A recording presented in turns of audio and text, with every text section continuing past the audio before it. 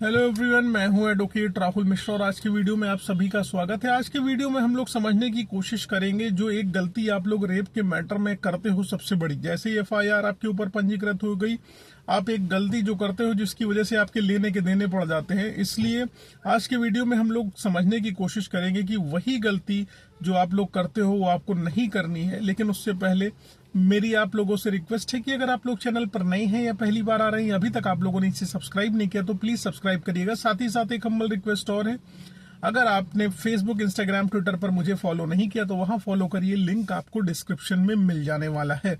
चलिए हम लोग वीडियो स्टार्ट करते हैं। देखिए, जैसे रेप की एफआईआर रजिस्टर होती है, हाथ पैर बिल्कुल जाहिर सी बात है फूल जाएंगे। किसी भी व्यक्ति के ऊपर इतना बड़ा लांछन लग जाएगा, उसका मान सम्मान, प्रतिष्ठा सब कुछ नष्ट हो जाएगा। सामाजिक उसकी पृष्ठभूमि जो उसने बनाई रखी होगी वो उसकी मिट्टी में मिल जाएगी, छवि धूमिल हो जाएगी। कोई भी व्यक्ति उसको आसपास अपने खड़ा नहीं होने देना चाहेगा और रिश्तेदार अपने बच्चों को उससे दूर कर लेंगे, कहेंगे उसको रेपिस्ट है। और मीडिया में पहले ही बयानबाजी हो जाएगी कि भैया ये बलात्कारी है, पेपर में बहुत लंबा चौड़ा खबर आपके लिए छप जाएगा और ये कोई नहीं देखेगा कि आपने क्या किया है क्या नहीं किया, और कोर्ट ने उस पर कोई संज्ञान लिया है कि नहीं लिया है, कोर्ट ने आपको कन्विक्ट किया है कि नहीं किया। लेकिन आपके लिए एक जो परसेप्शन सोसाइटी में है वो बन जाएगा रेपिस्ट का।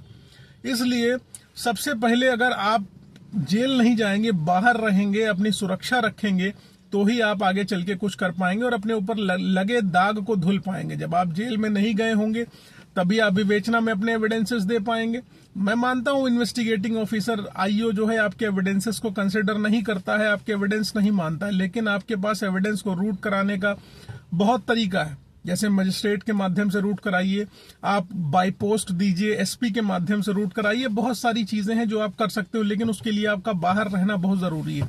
तो सबसे बड़ी गलती की मैं बात कर रहा हूं जो आप लोग रेप की एफआईआर की बात करते हो कि जैसे ही रेप का मुकदमा पंजीकृत हुआ, जिस व्यक्ति ने आपके विरुद्ध मुकदमा पंजीकृत कराया है, जिसने एलिगेशन लगाया है कि आपके द्वारा उसके साथ शादी का झांसा देते हुए शारीरिक संबंध बनाए गए या फोर्सफुल सेक्सुअल रिलेशनशिप आपके द्वारा उसके साथ बनाई गई, उस कंडीशन में आप जो है पुलिस वालों के बहकावे में आ जाते हो या पार्टी के ही बहकावे में आ जाते हो। पुलिस वाले कहते हैं तुम पुलिस स्टेशन आ जाओ, हम सब कुछ रफा दफा करा देंगे, लेन देन करके सारी चीजें खत्म कर लो, ये सारी चीजें होती। पार्टी कहती है तुम हमको इतना पैसा दे देना, हम सेटल कर लेंगे। आप मतलब जो क्रूशियल टाइम पीरियड होता है उसमें ना आप एंटीसिपेटरी बेल अप्लाई करते हो, ना आप एफआईआर क्वेश्चनिंग में जाते हो जिससे आपको अरेस्ट मिल सके। ये सारी प्रक्रिया आप नहीं अपनाते हो। कहते हो दरोगा जी से बात चल रही है, दरोगा जी का अगर हम जाएंगे एफआईआर क्वेश्चनिंग में या बेल में जाएंगे, दरोगा जी नाराज हो जाएंगे। दरोगा जी नाराज होकर तुम्हारा तब भी कुछ नहीं उखाड़ सकते थे और अब भी कुछ नहीं उखाड़ सकते हैं। वो सिर्फ आपको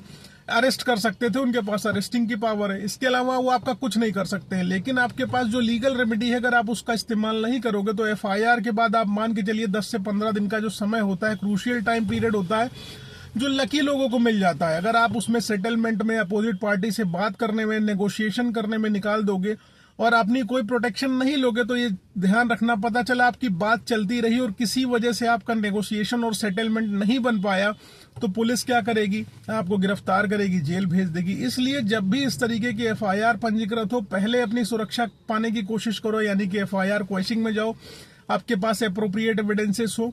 तो और क्यों मैं एफआईआर क्वेश्चनिंग में इसलिए कहता हूं क्योंकि भाई ट्रायल कोर्ट में नीचे आप जाओगे, नीचे की कोर्ट में जाओगे, लर्नड कोर्ट बिलो में जाओगे, अब वहां पर एंटीसिपेटरी बेल दाखिल करोगे। अब एंटीसिपेटरी बेल आपने वहां पर दाखिल करी, पता चला 2 डेट 3 डेट वहां पर लग गई, या हड़ताल हो गई, या कोई रीजन हो गया, महीने 1.5 महीने वहां पेंडिंग हो गई। तो पेंडेंसी के दौरान ऐसा कुछ नहीं कि पुलिस आपको गिरफ्तार नहीं करेगी। पुलिस के पास पूरी अथॉरिटी और पावर है कि वो किसी भी मोड़ पर आपको गिरफ्तार कर सकते हैं, चाहे आपने एंटीसिपेटरी बेल डाली हो, चाहे एफआईआर क्वेश्चनिंग डाली हो। जब तक कोई इंटरिम ऑर्डर आपके पक्ष में नहीं होगा, आपकी गिरफ्तारी हो जाएगी।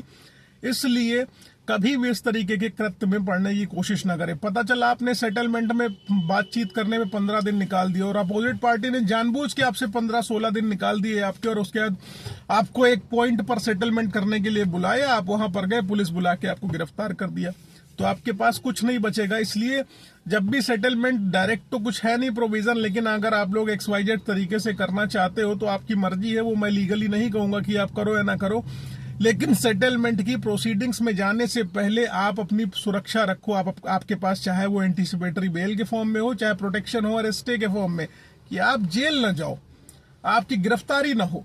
आप जेल जाने से अगर बच गए तो समझ लो सब कुछ बच गया। और पार्टी का मकसद यही है कि जेल जाने के नाम पे जेल जाएगी तो वसूली करेंगे, 164 यानी 183 के स्टेटमेंट देने के नाम पर वसूली करेंगे, आपसे चीफ में बयान बदलने के नाम पर वसूली करेंगे। बहुत सारी वसूलियां आपके लेवल पे होगी। पुलिस कहेगी हम चार्जशीट जल्दी दाखिल कर देंगे, हल्की चार्जशीट कर देंगे, तुम्हारा सेटलमेंट करा देंगे, बहुत सारी चीजें हैं।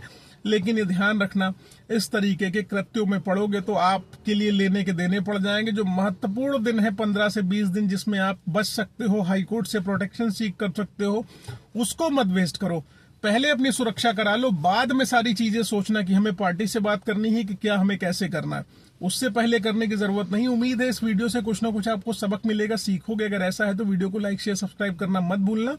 फेसबुक इंस्टाग्राम ट्विटर पर नहीं जुड़े हो तो वहां जुड़ने की कोशिश करो, लिंक आपको डिस्क्रिप्शन में मिल जाएगा। वहां पर मैं डेली बेसिस पर अपडेट्स डालता हूं जिससे आप लोगों को बहुत सारी इंफॉर्मेशंस मिलेंगी और आपको हेल्प करेगी। Thank you so much. जय हिंद, जय भारत।